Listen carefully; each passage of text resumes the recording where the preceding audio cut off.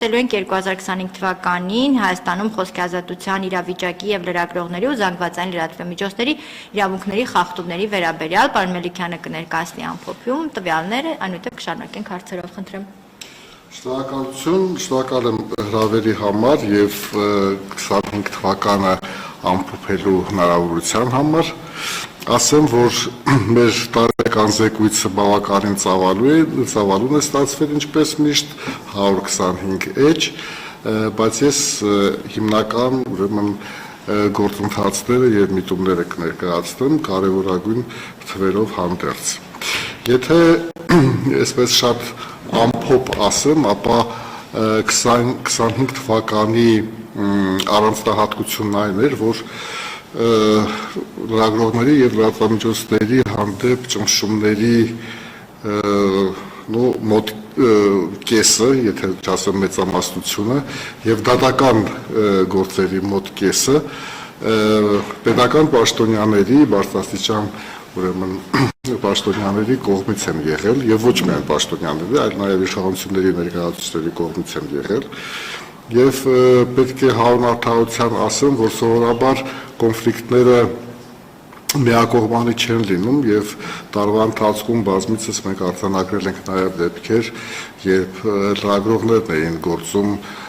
մասնագիտական էթիկայի խախտումներով եւ այդ կոնֆլիկտային ընդհանուր իրավիճակը հանգեցրել է նրան, որ 2025 թվականի ընթացքում ընդհանուր խախտումների քանակը ավել է, քան 2024 թվականին։ Եթե թվերով խոսենք, ապա դուք երևի թե հիշում եք, որ մենք այդ իրավունքների խախտումները բաժանում ենք 3 կատեգորիայի՝ ֆիզիկական բռնություններ, այլ տեսակի ճնշումներ, լինեն դրանք վիրավորանքներ կամ սպառնալիքներ եւ այլն, եւ տեղեկություններ ստանալու եւ տարածելու իրավունքի խախտումները։ Այդ ամբողջ բոլոր 3 կատեգորիաներով եթե մենք վերցնում ենք 2025 թվականին մենք արձանագրել ենք 224 դեպք, մինչդեռ 2024-ին դրանք 208 էին։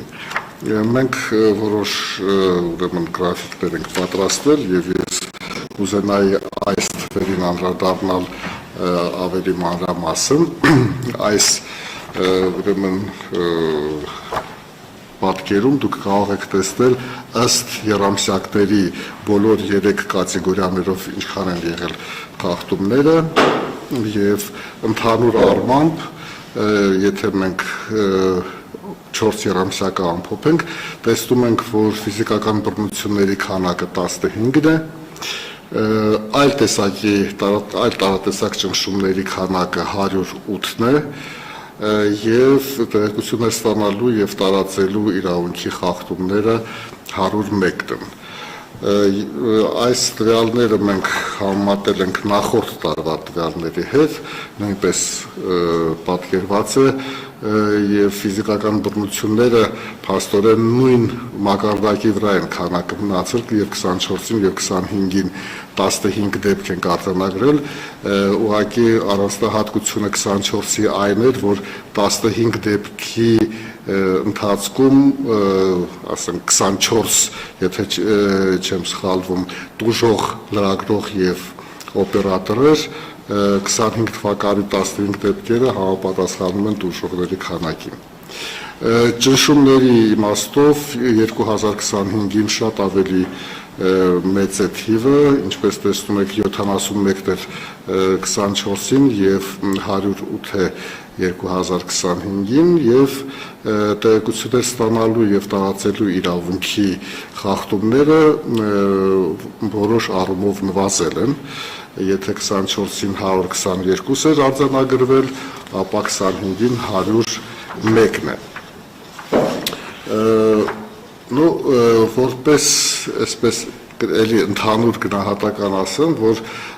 այս խախտումները հատկապես արձանագրվում էին եւ տեղի էին ունենում, երբ երկրում հասարակական քաղաքական մթնոլորտը սրվում էր։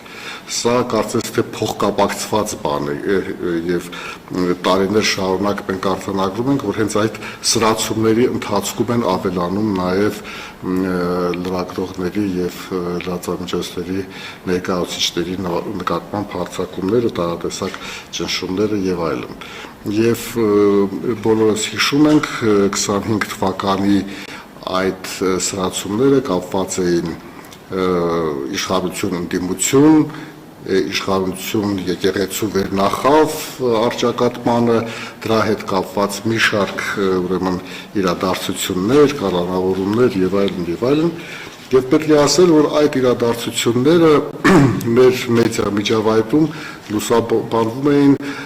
ծայրահեղ այսպես դիրքերից, այսինքն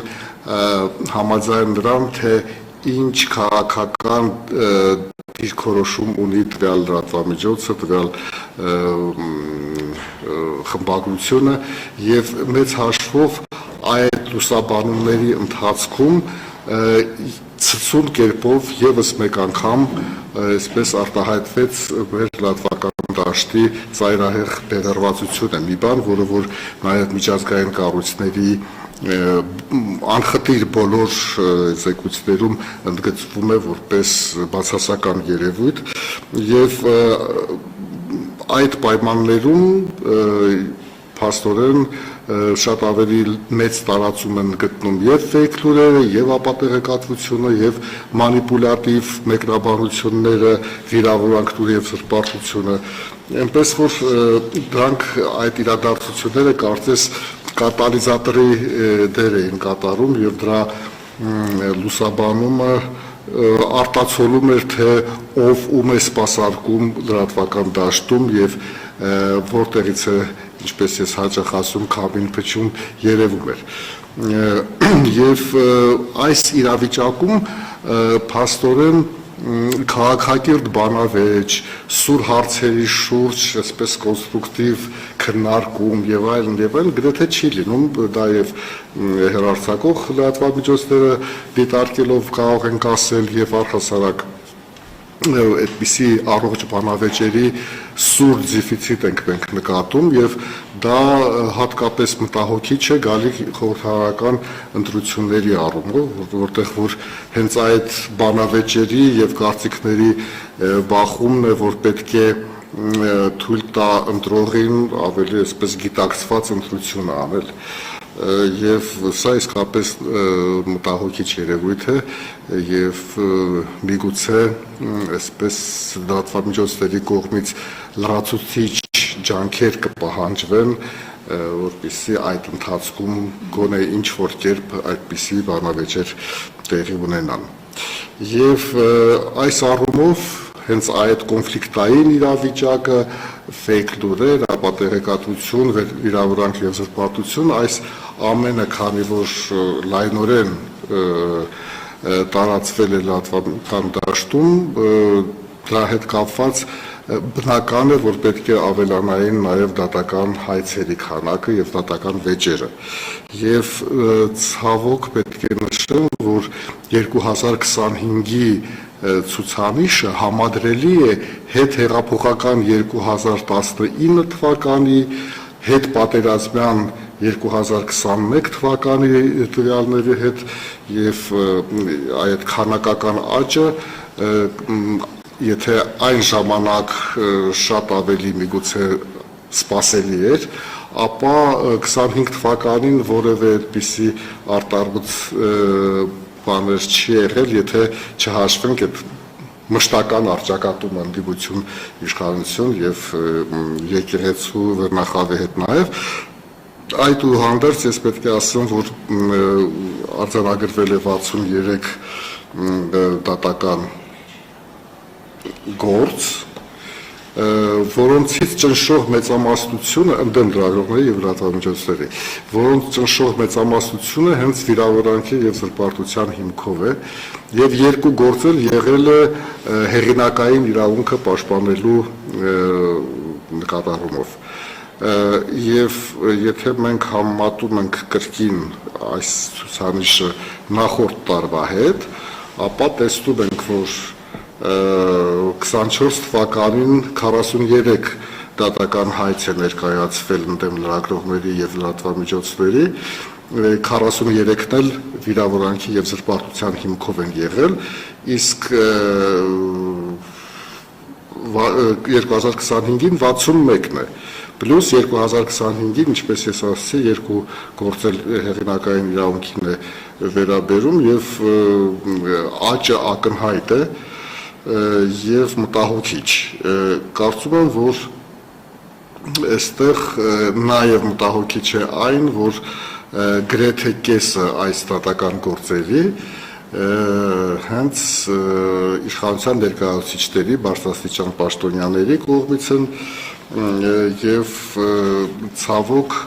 այստեղ նույնիսկ առաջին դեմքերը օրինակ չեն ցուցաբերում արտադատական կարգով հարցերը լուծելու, ել չեմ ասում, որ եւ եվրոպական դատարանի որոշումներում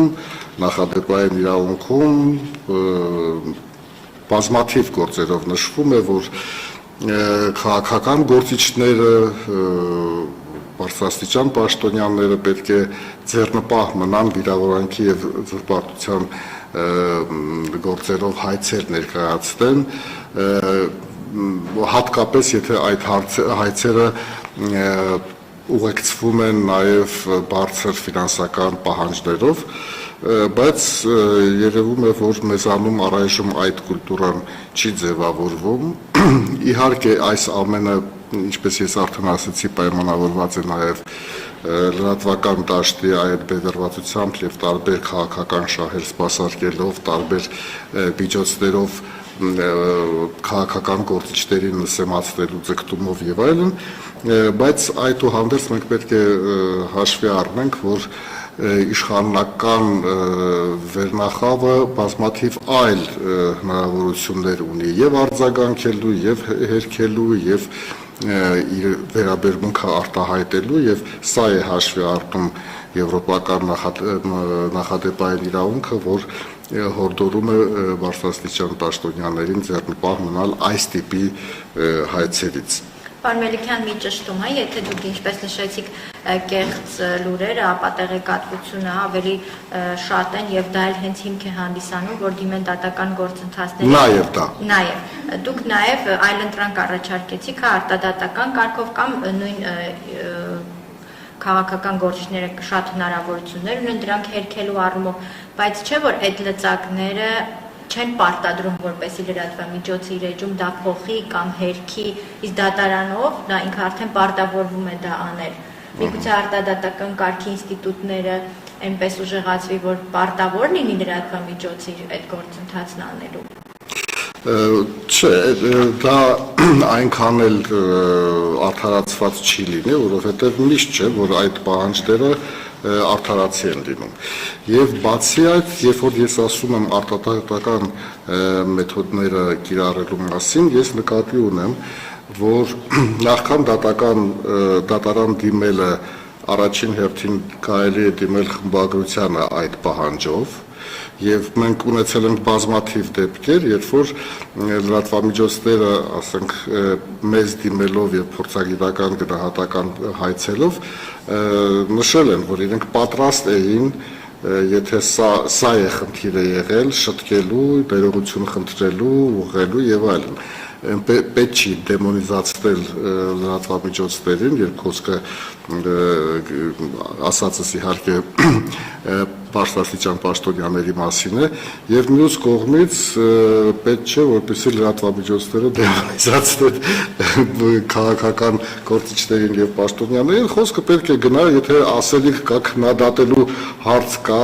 այսպես փաստերով լուրջ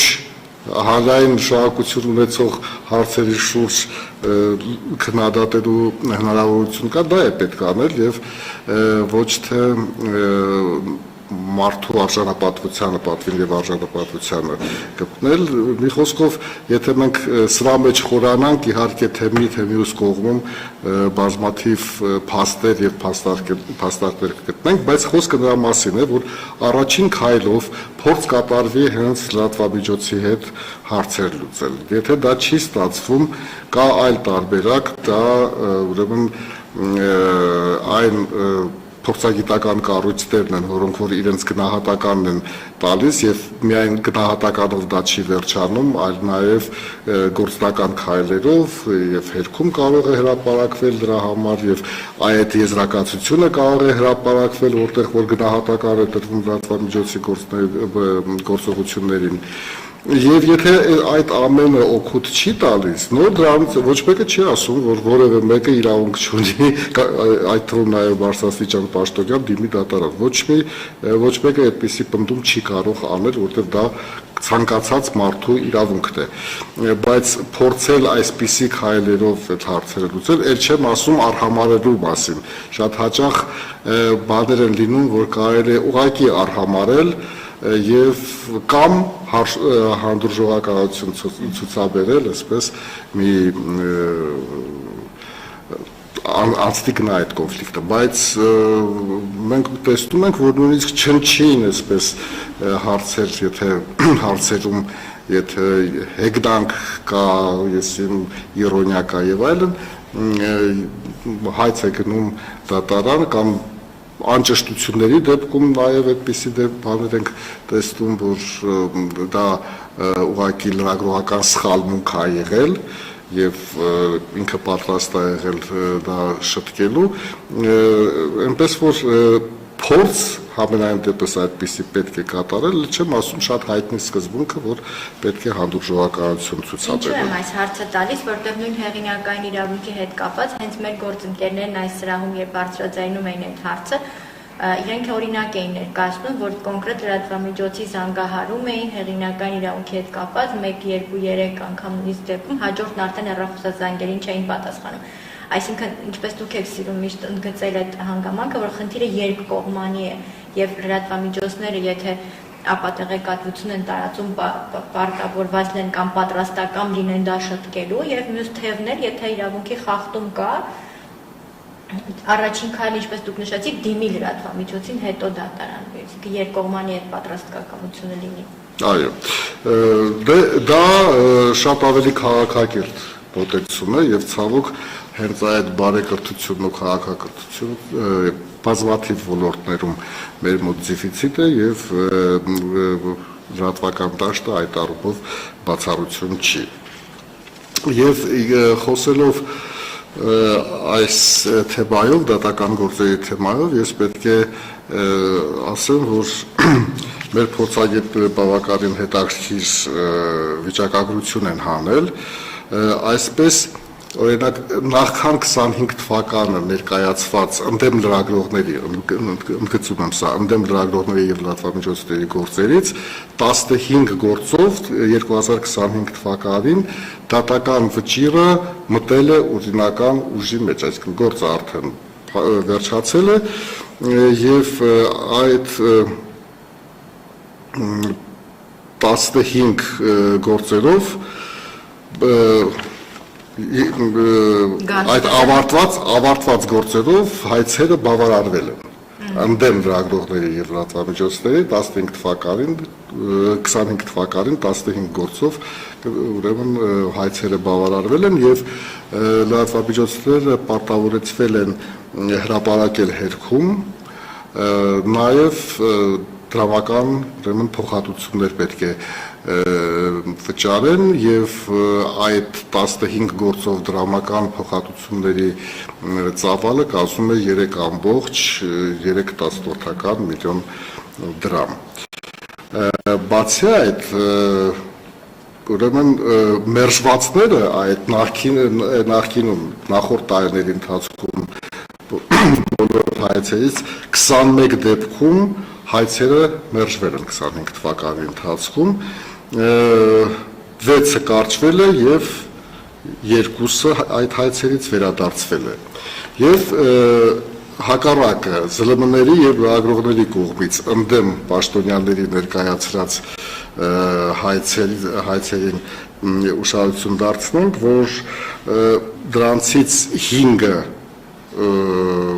մերժվել է եւ մեկը բավարարվել է։ Եվս 9 հայց ընթացքի մեջ են եւ այդ 9-ից 3-ը դիտարկող տարվա ընթացքում ներկայացվել դատարան, պետք է ասեմ, որ սա բավականին հետաքրքիր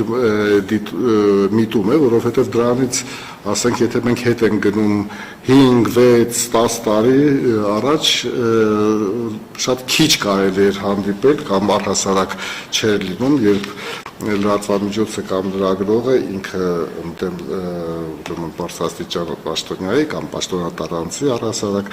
հայց ներկայացվել, հիմա նաև դա է դիտարկվում եւ ունենք արդեն այսպիսի փաստեր։ Ներողություն, այս 61 դեպքը, որ դուք ասացիք ի սկզբանե, սա բացառապես պաշտոնյաները լրատվամիջոցների դեմ, Ես արդեն ասացի, որ 61-ը դա ընդհանուր թիվն է, ընդ որում այդ 61-ի, բացի այդ 61-ը իհարկե ասացի նաև, որ 2 գործ հեղինակային իրավունք է եղել, եւ դրանք շարունակվող նոր հայցերն են, որոնք որ ընդդեմ լրագրողների եւ լրատվամիջոցների ներկայացվել են 25 թվականին։ Այս թվերը, որ ես հիմա վկայակոչում եմ, 25-ից առաջ նախորդ տարիներին գործեր կան, որ 5, 6, նույնիսկ 10 տարվա գործեր կան, 25 թվին հանգուցալուծվել են, այդ հանգուցալուծվածներից 15-ի մասին է, որ ուժի մեջ են մտել եւ այսպես բավարարվել են այդ հայցերից։ Հիմա եւս մի վիճակագրական տվյալ բերենք այդ եւ ավելի մանրամասն դրա մասին խոսենք, որ 25 թվականին այդ վիրավորանքների նվաստացուցիչ վերաբերմունքների ընդդեմ լրագրողների մասնագիտական գործունեության խոչընդոտումների թիվը 45-ն է եւ դրանցից մեծ մասը 33-ը հենց իշխանության ներկայացուցիչների կողմից էր, որ նույնպես բավականին շատ բարձր թիվ է եւ մտահոգիչ թիվ է, ընդ որում այդպիսի վերաբերմունքով աչքի են ընկել նաեւ առաջին դեմքերը, ասենք նույն ազգային ժողովի նախագահ Ալեն Սիմոնյանը, պատգամավորներ բազմաթիվ եւ Անդրանիկ Քոչարյանի մասին է խոսքը, Վիրեն Գաբրիելյանի մասին է խոսքը, նաեւ պետք է հիշեցնեմ, որ Տիգրան Ավինյանն այդպիսի հռետորաբարությամբ հանդես եկել, էլ չենք խոսում Գյումրու քաղաքապետ Վարդան Ղուկասյանի մասին։ Եվ առանցին երևի թե իմաստունի նշել անցած տարվա ընթացքում 15 ֆիզիկական բռնությունների փաստերի մասին, որոնցից 7-ը իրավապահների կողմից է կիրառվել, տարբեր այսպես զանգվածային միջոցառումների եւ ոչ միայն նաեւ խորհրդարանում տեղի ունեցած իրադարձությունները մենք արձանագրեցինք եւ 7-ը իշխանության համակիր քաղաքացիների։ Մեկ դեպքում կատարողը առայժմ անհայտն է, սա այն դեպքն է, երբ լրագրող Հակոբ Կարապետյանին դիմակավորած անձը ֆիզիկական բռնության է ենթարկել եւ ըստ մեր հարցման պատասխանի իրավապահներից առայժմ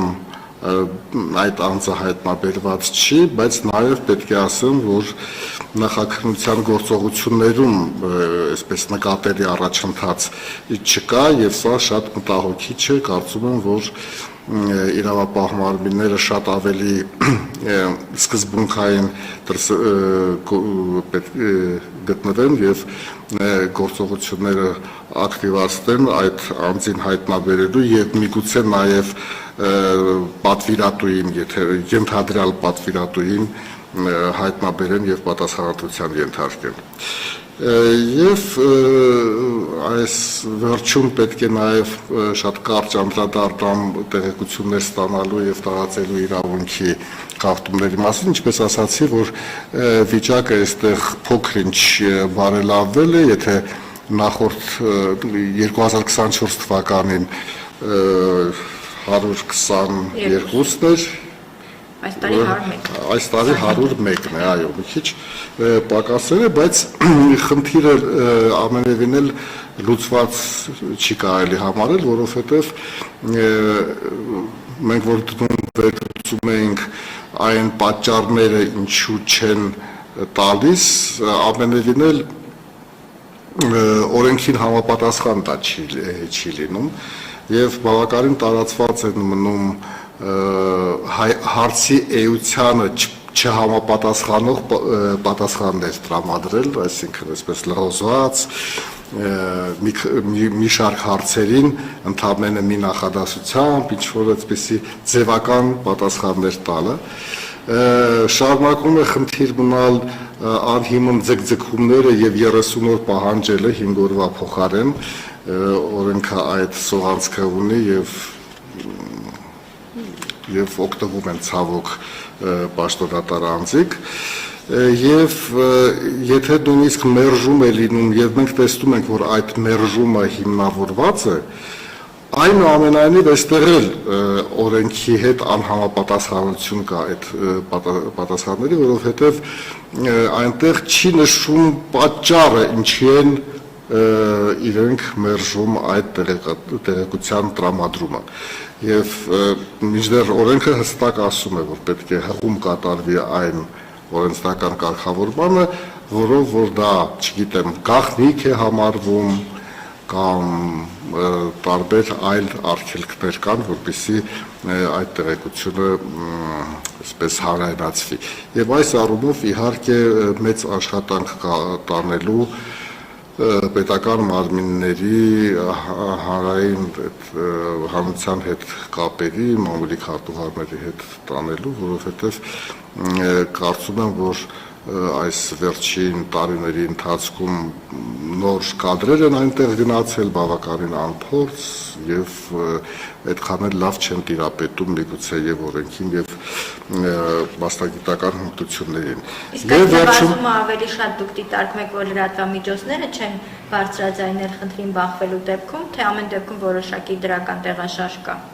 Չէ, ամեն դեպքում, եթե նույն աղբյուրներից ենք միշտ մենք վերցնում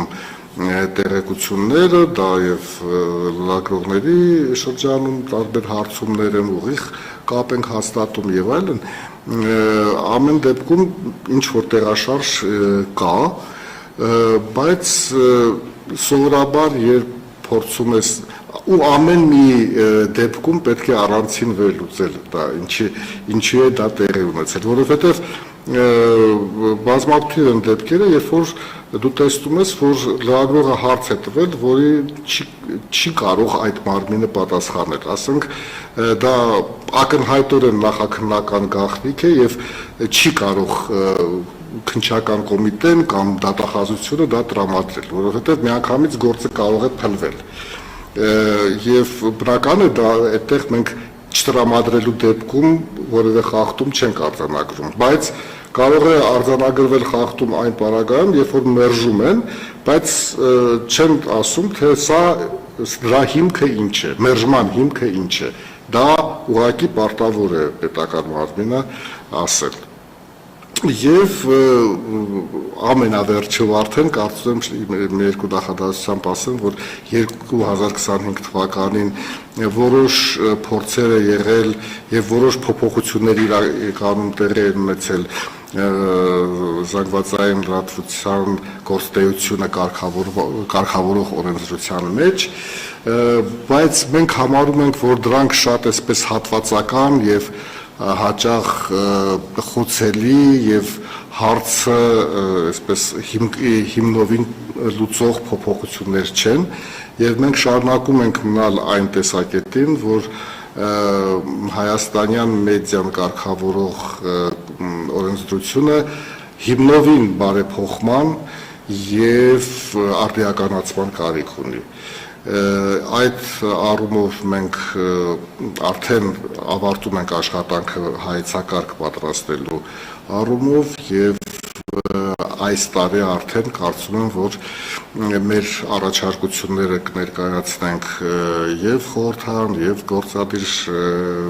իշխանությանը, տեսնենք թե որքանով իրենք պատրաստակամություն կունենան այդպիսի բարեփոխումներ իրականացնելու համար, իսկ այսպիսի հատվածական փոփոխությունները կրկնում եմ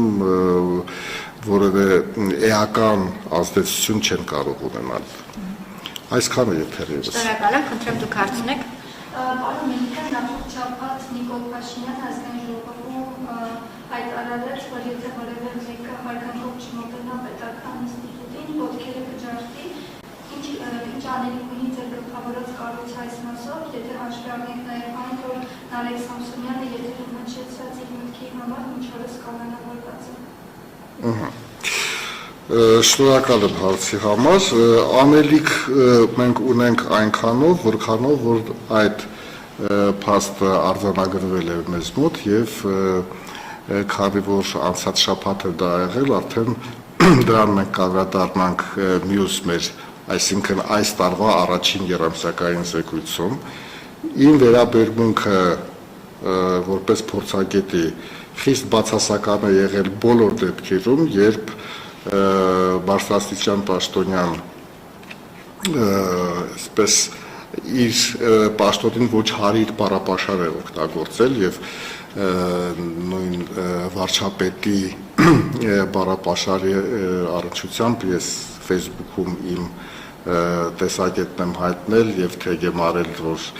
վարչապետն էլ ծանոթանա, ինչքան ես հասկացա ինքը ծանոթացել էր դրան եւ որոշ քայլեր էր ձեռնարկվել, դուք գիտեք էթիկայի կանոնագիր եւ այլն, բայց մենք տեսնում ենք, որ այդ կանոնագիրը ընդունելուց հետո էլի մենք որոշ դեպքեր եւ զեկույցում դա նշվում է, որոշ դեպքեր ենք արձանագրել դրա խախտման։ Ինչ վերաբերում է Նարեկ Սամսոնյանի դեպքին, նույնպես դա տեղ է գտել զեկույցում, բայց ես եւ այդ իրադարձությունների ժամանակ իհարկե մեր կազմակերպությունները գործընկերներ կազմակերպությունների հետ հանդես եկանք հայտարարությամբ եւ ընդգծեցինք ոչ համաչափ ուժ կիրառելու մասին, բայց նաեւ Նարեկ Սամսոնյանի եւ իր գործընկերոջ բառապաշարը կարծում եմ ցանկացած լրագրող, եթե ինքը պրոֆեսիոնալ դիրքերից է հանդես գալիս եւ ոչ քաղաքական եւ ոչ կողմնակալ, նաեւ այդ բառապաշարը պետք է խիստ դատապարտի եւ անընդունելի համարի։ Շատ լավ, պարոն Մելիքյան, քանի որ նախընտրական տարի է, փորձին չէ ցույց տալիս առաջիկա շրջանում ինչն ենք ականատես լինելու եւ ձեր կազմակերպությունը ինչ հորդոր ունի երկու կողմերին էլ կամ բոլոր կողմերին էլ այս դաշտի։ Գիտեք, նաստրադամուսություն չանենք, թե ինչ կլինի, բայց ես կարող եմ հիմնվելով այս տասնամյակներով շարունակ մեր դիտարկումներին, ասեմ, որ շատ ծանր ժամանակաշրջան է սպասում լրագրողական հանրությանը, համայնքին եւ պետք է անկախ ուրեմն քաղաքական դիրքորոշումներից անկախ նրանից թե որ ուժին ինքը կներկայացնի եւ ինչպես ծանր աշխատանք է սպասվում եւ այս առումով պետք է ասել, որ էլ ավելի բարդ է լինելու հենց 2026-ի նախաշեմին այն առումով, որ քաղաքական գործիչները շատ ավելի զգայուն են դառնում այդ իրավիճակում եւ այն ինչ որ կարող էին հանդուրժել այլ ժամանակահատվածում նախընտրական ժամանակահատվածում սովորաբար չի հանդուրժվում եւ գործը գնում է եւ դատարան, գործը գնում է եւ վիրավորանքներին եւ սպառնալիքներին կիբեր արդեն տիրույթում չեմ ուզում ամեն ինչը թվարկել, բայց բոլոր այդ բույլը խախտումների բույլը ես շակերտների մեջ եմ վերցնում իհարկե դրսևորվում են եւ սա է համենայն դեպս ցույց տալիս նախորդ նմանատիպ ժամանակահատվածների փորձը եւ դիտարկումները ինչ վերաբերում է անելիքներին ապա ես շարունակում եմ պնդել որ նույնիսկ բևեռացված լրատվական դաշտում հնարավոր է այնուամենայնիվ փորձել վերադառնալ կամ աշխատել պրոֆեսիոնալ նորմերին այսպես եթե ոչ 100%-ով գոնե շատ բարձր վստահելիություն ունենալու համար պրոֆեսիոնալ նորմերի, էթիկական նորմերին համապատասխան եւ ամենակարևորը հասնել դրան, որպեսզի այդ կարծիքները, դիրքորոշումները, տեսակետները տարբեր ուժերի ներկայացված լինեն, ոչ թե քարոզ իրականացվի ինչ որ մի քաղաքական ուժի օգտին, այլ նաև նրանց մրցակիցների կարծիքները ներկայացվի, որ եթե իրենք ուզում են, որ ընտրողը այսպես գիտակցված ընտրություն կատարի, եթե ոչ, եթե այսպես կոպիտ կոշտ պրոպագանդա է գնալու, իսկ այսօրվա այս բևեռվածությունը ցույց է տալիս, որ ամենայն հավանականությամբ այդպես կգնա գործը, այստեղ շատ մեծ դեր են ունենալու որակյալ լրատվամիջոցները։ Ես կարծում եմ, որ հենց որակյալ լրատվամիջոցների հարթակներում են լինելու բանավեճեր, շատ թե քիչ ստացված, շատ թե քիչ